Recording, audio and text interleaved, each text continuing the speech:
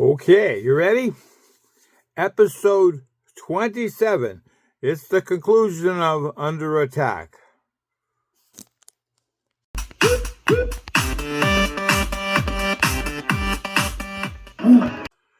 Let's begin.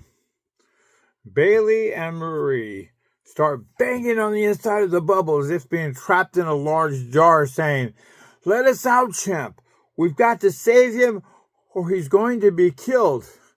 Champ drops the force field as time...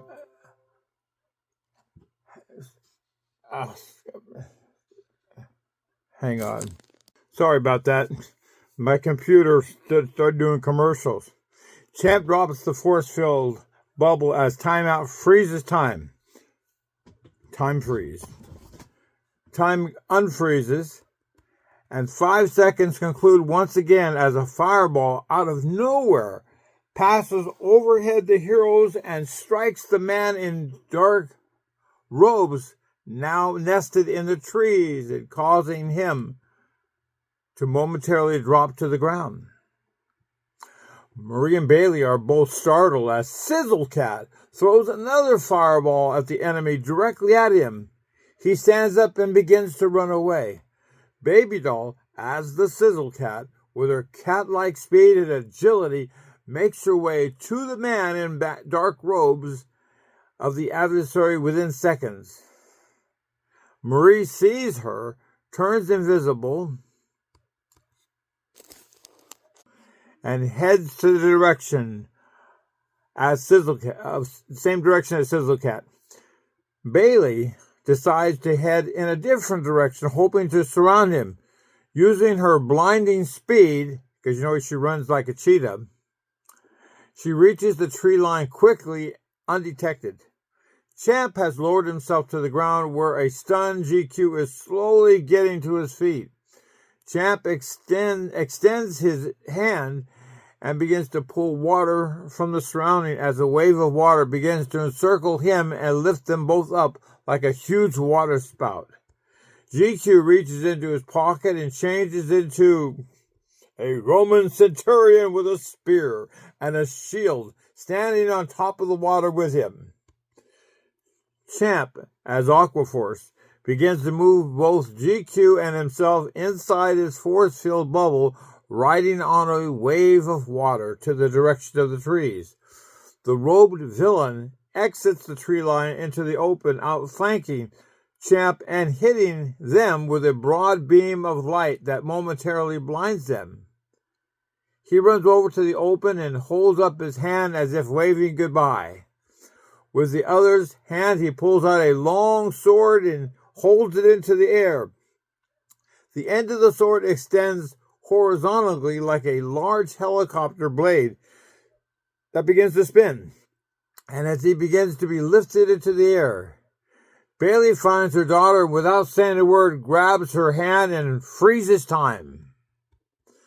Bailey and Marie, hand in hand, move quickly to the villain, who is suspended in time about 4 feet above the ground, and both bear hug each of his legs just as the 5 seconds concludes and time resumes.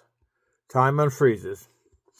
Marie, still holding her mother's hand, turns them both immediately invisible. The extra weight is just enough to cause to stop the airborne escape. The robed villain is both mystified and angry as he looks to the ground and sees nothing. The weight is too great as his handheld spinning helicopter sword blade gives out, sending them crashing to the ground. The sudden impact of the ground causes both Marie and Bailey to lose their grip from his legs, and both become visible and laying stunned on the ground. The cloaked one slowly raises the sword as if to strike the two stunned women when he is struck in the face with a wet, soppy snowball.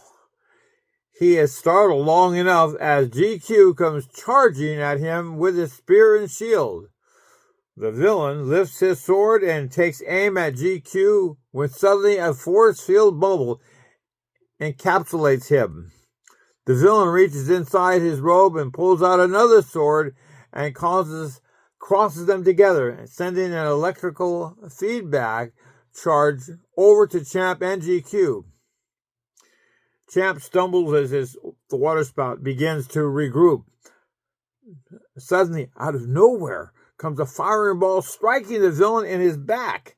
He is momentarily stunned and begins to be engulfed in flames.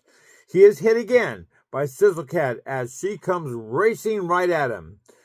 Champ quickly doses the villain with buckets of water, dropping him to his knees and putting out the fire. Champ then extends his force field to small and tight ropes around the elbows and midsection of the villain. GQ quickly retrieves the sword weapon that he had fallen only a few feet away and stands ready to attack.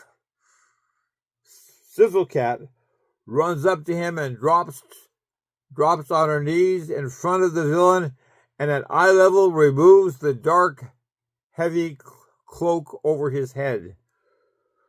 All are shocked by who it is as they all say in unison, "Sword Boy?"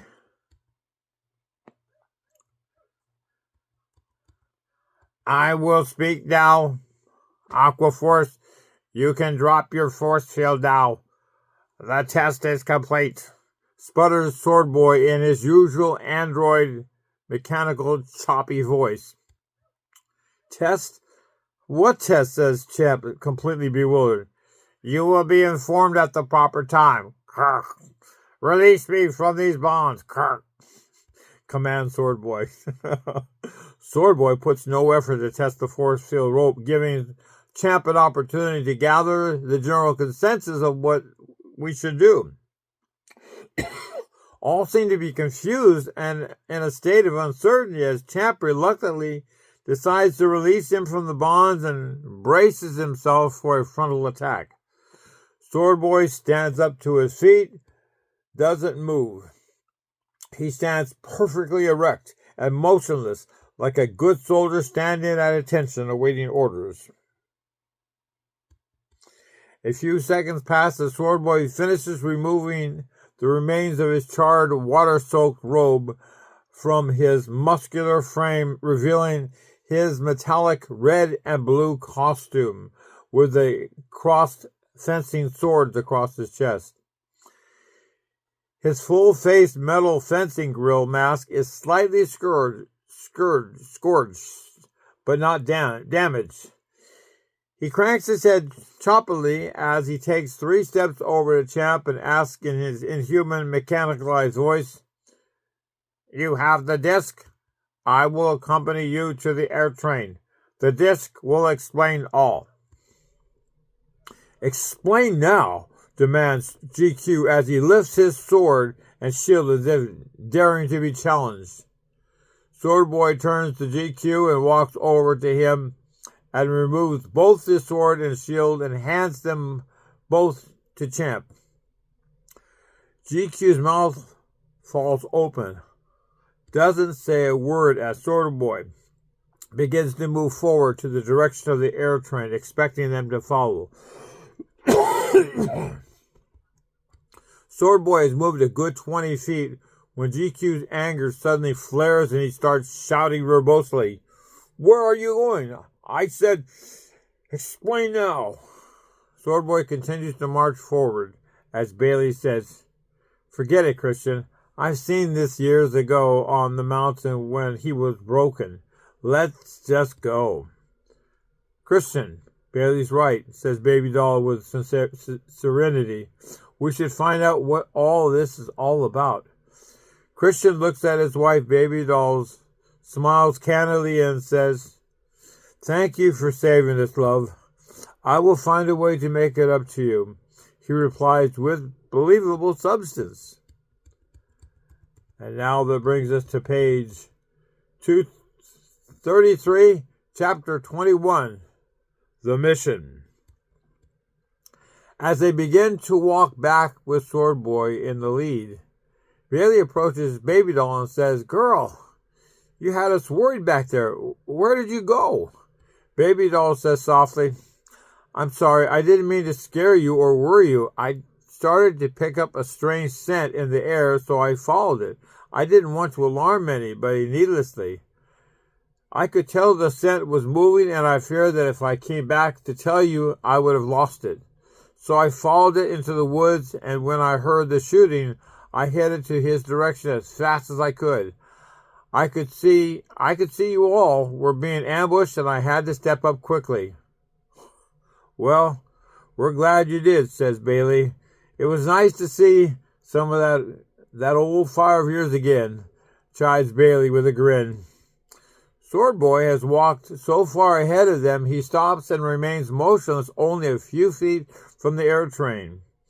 GQ walks right past Sword Boy to the air train at the door.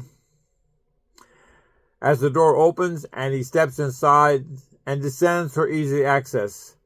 The others follow, as GQ stands inside next to the console and sticks out his open hand to Marie, requesting the disc. Marie gives him a sneer for a second, enters and refuses to look at him. He audaciously clears his voice, and Champ places his hand gently on her shoulder. She exhales her displeasure and hands him the first disc. He takes it into his hand and puts it in the computer port terminal. While it is still loading up, he turns to Marie and says, "Let me have the other two as well, please." Marie shakes her head no and says, "You saw the note. We follow the instructions to the T." While it's still booting up, "Christian, could you get me some bottled water to drink?" asks Champ as he begins to rub the inside of his beard and looking at his dry hands. "Sorry, Champ, no bottled water. Baby doll, could you get Champ some of that special blend of your favorite golden herb tea in a glass, love?" asks GQ as he begins to tap the computer, wondering why it's taking so long and oblivious to how much he is disturbing the girls with his tone. Baby doll looks at him inquisitively and doesn't say a word. She exits the room and in 5 seconds returns with a 6-pack of bottled water. GQ is surprised and is strangely disturbed by her quick arrival. "Thanks," says Champ as he opens one bottle, hands one to Marie, and puts the other bottles in his pocket. "For later. I always need water," he explains. The computer screen blinks quickly twice, and then comes into focus while the recording of Brady Wilder's face covering the whole screen.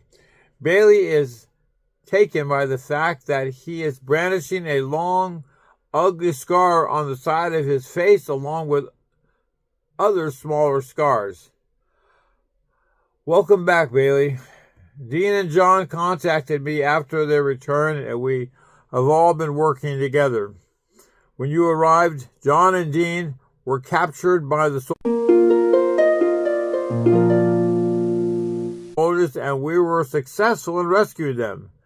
They've given me some very important information, and we are in the process of formulating a solution to the problem at hand. I regret to say that I will not be able to be there in person to help you. I certainly hope you are all up to the task," says Brady as he pauses and takes a drink of something green. "I hope none of you suffer too much at the hands of my sword boy.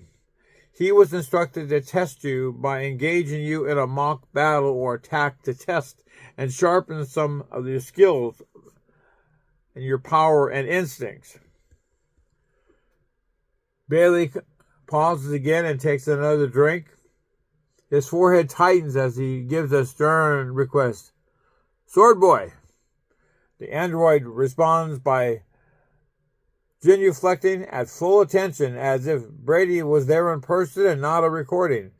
After the conclusion of this message, you are to give them your evaluation and ways they need to improve their fighting and team skills. "Baby doll, I'm afraid that I'm going to need you back here right away. But first I need for you to deliver the other twos to the coordinates on Disk 2. After the others have been left at that designated location, you alone are to put the third disc in the message for a special message for your ears only. Be sure you disconnect the last two train cars of the air train and leave them for them. This will help them to escape or hide if necessary. Be sure you leave it cloaked. GQ knows how they work, and he will take the lead in rescuing Sly. Be sure you listen to him. Christian, don't forget to activate the cloak only as needed. I know this is not what any of you expected, and I'm sorry for that. There are bigger things happening in Outland that needs my attention. Sizzlecat and I will return shortly as soon as we can. GQ, I'm counting on you. You know the villains and what they're capable of. You also know how they think. Don't forget, much is riding on this. Sly has always been a very important part of our team. We need him. I need him. Besides, it's the least I can do for you, champ. After all, I know what it's like to lose a brother as the transmission ends. And so this episode ends. And we'll continue on with the next episode. Thank you for watching. Stay in touch. Subscribe, like, share.